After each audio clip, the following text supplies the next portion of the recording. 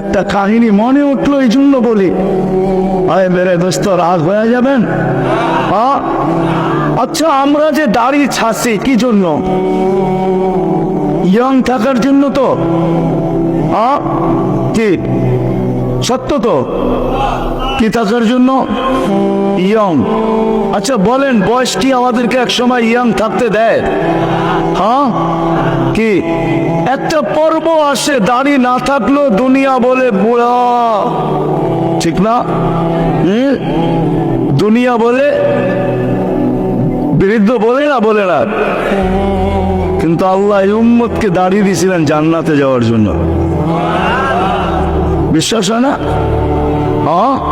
তাহলে হাদিস কেন আসতো? ইন্নাল্লাহ লা ইস্তাহি যু শাইবাতিন, আল্লাহ লজ্জা পান পাকা দাড়িওয়ালাকে দেখলে।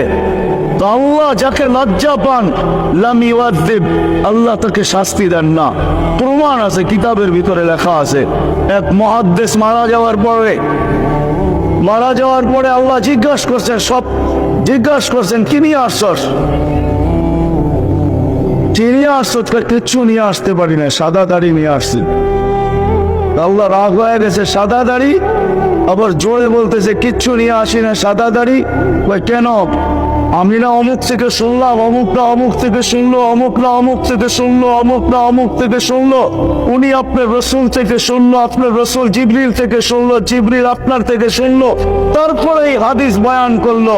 আপনি নাকি বলছেন লা ইস্তাহি যু শাইবাতিন, আপনি সাদা দাড়িওয়ালাকে দেখলে লজ্জা পান। আল্লাহ আয়েশা দিয়া বলছে, সবাই সত্য বলছে, আমিও সত্য বলছি, তোকে মাফ করে দিলাম। রাসূলুল্লাহ তো আসছিল দাড়ি নিয়ে, এই জন্য যে তার উম্মত দাড়ি পাকাবে আর দাড়ি দেখায় জান্নাতে যাবে। আপনি তো দাড়ি কেটে ইমাম হইতে চাইতেছেন, রাগ হয়ে গেলেন? কত সহজ। আল্লাহ রাসূল তো আসছিলেন এই জন্য যে উম্মত কিছু যদি না করে, 5 ওয়াক্ত নামাজ যদি পড়ে, তা আল্লাহর আমাদের নবীজিকে বলতেছেন আপনার উম্মতকে বলেন 5 ওয়াক্ত নামাজ ওকে করে দিতে।